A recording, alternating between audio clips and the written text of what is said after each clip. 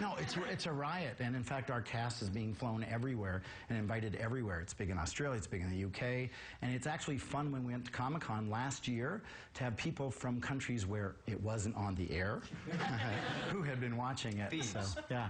Well, but it's been fun. The internet response is great too. So, Jay Firestone, everybody.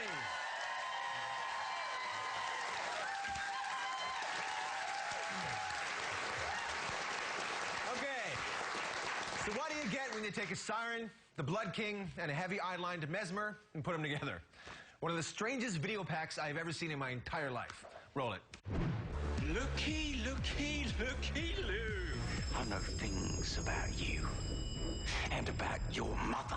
The glaive is gonna make garters out of my tender bits. But at this way station, it's actually a 3 ass whooping minimum. Humans are for feeding off of, not wearing. All it'll take is a transluminal migration circle. Spark me up. The Blood King, Rick Allen, Detective Hale, Casey Collins, and the Newman DeVos Seinfeld Vex, Mr. Paul Amos.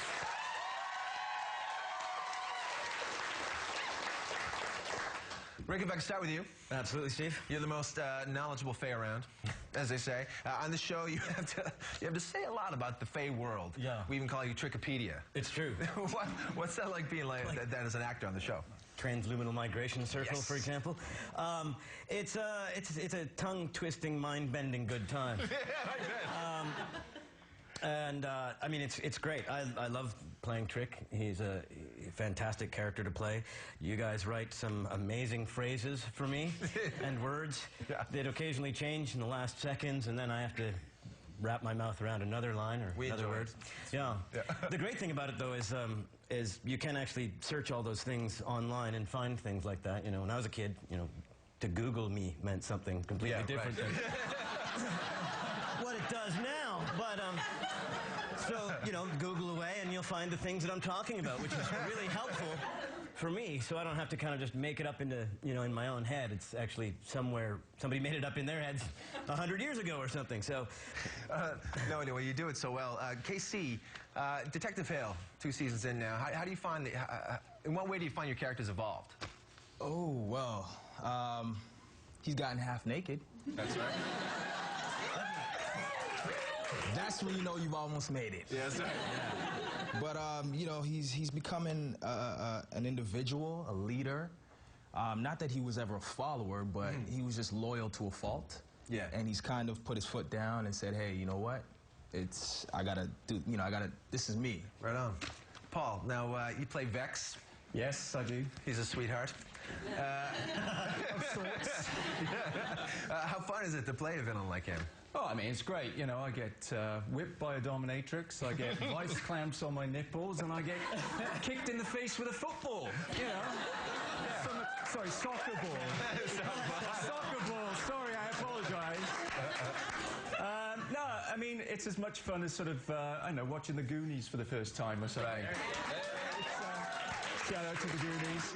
It's just, he has such a great sense of adventure as a character. Everything is fun. He's up for anything. There's no holds barred. And I get to go into work every day and wear really tight leather trousers and basically take the mickey out of these guys all day. It's the perfect job. Excellent, man. Well, you do it well. We're going to take an audience question now. And we are... Your character provides a sort of a mentoring, fatherly, wise figure. Does any of that bleed out onto the set among your colleagues? Yeah,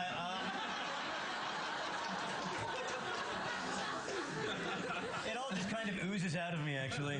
I often tell the cast to chew with their mouth closed and to chew their food well. You know, I tie them to each other so they don't wander off. Things like that. We also have a Facebook question. It's from Lori. And the question is, will Hale and Kinsey ever hook up? What do you think, Casey? That question. Yeah. That one, yeah.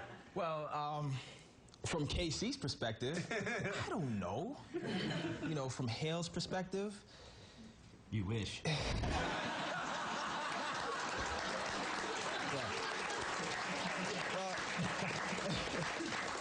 here's the thing. He is the ultimate bachelor. So, therefore, I think deep down he really does want to give it a go, but he doesn't trust himself enough at this moment. Big thing to jeopardize. Yeah. Okay, we have another audience question here as well. Hi, this is for Paul. Hi, Paul. I'm Cynthia. Hello, Cynthia. And I would like to ask you, does Vex have any redeeming qualities? He's a really nice guy. I don't know what everyone's got. He's just misunderstood. Yes, he does, and I think more as the season goes on, I think you get to see a bit more of who Vex is, and he's not so bad, but he is bad. All right, guys, thank you so much. Rick Howland, Casey Collins, Paul Amos. Don't go away. Bo's got a plan. We don't know what it is yet, but it's all going to come up in a few minutes from now as the Lost Girl pre-show finale continues.